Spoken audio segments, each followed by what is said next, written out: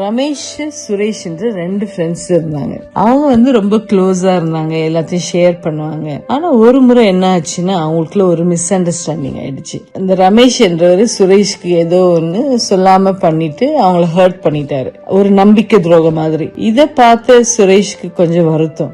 அவரு நினைச்சிட்டாரு, இனிமே நான் அவனை மன்னிக்க மாட்டேன் அப்படின்ட்டு முடிவு பண்ணாரு. அப்படியே நாட்கள் கடந்து போச்சு.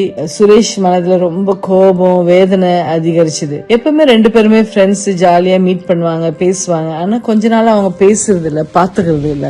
2 பேருக்குமே மனசுல ரொம்ப கஷ்டமா இருந்துச்சு. ஒரு முறை சுரேஷ் அவர் சர்ச்சுக்கு போகும்போது அங்க பிரசங்கம் கேக்குறாரு. பிரசங்கம் கேட்கும் போது அவருக்கு உள்ளத்துக்குள்ள குத்துது. என்ன சொல்றாங்கன்னா, அன்பு நீண்ட நேரம் பொறுத்து கொள்கிறது, அன்பு தயை கொண்டது, அப்படிலாம் கேக்குறாரு. கேட்கும் போது சுரேஷ்க்கு இந்த மனசுல இந்த வார்த்தைகள் ஒலிச்சு கொண்டே இருந்தது. அப்புறம் யோசிக்கிறாரு, நான் அன்பாக இருக்கிறேனா அல்லது என் கோபத்தையே பிடிச்சு கொண்டு இருக்கிறேனா அப்படின்ட்டு ரொம்ப சிந்திக்க ஆரம்பிச்சாரு. அடுத்த நாள் என்ன பண்ணாரு சுரேஷ், பரவாயில்ல ரமேஷ் நமக்கு தவறு செய்திருந்தாலும் நம்ம போய் அவனை பார்ப்போம் அப்படின்னு சொல்லிட்டு ரமேஷ் வீட்டுக்கு போறாரு. பார்த்ததுமே ரமேஷ் அவனை பார்த்ததுமே அப்படியே தலை குனிஞ்சிட்டாரு. அப்ப சுரேஷ் மெதுவாக சொல்றாரு, நீ என்ன ஹர்ட் பண்ணிட்ட, புண்படுத்திட்ட, ஆனா நான் உன்னை மன்னிக்கிறேன். அந்த ஒரு வார்த்தை ரமேஷ் கண்கள் அப்படியே கண்ணீரை வர வச்சுது. என்ன மன்னிச்சிருடா, நான் இனிமே அப்படி பண்ண மாட்டேன்னு சொல்லிட்டு 2 பேருமே சமாதானமானாங்க. அந்த நாளில் இருந்து சுரேஷும் ரமேஷும் 2 பேருமே உண்மையான அமைதியை என்ன செய்தாங்க, அனுபவிச்சாங்க.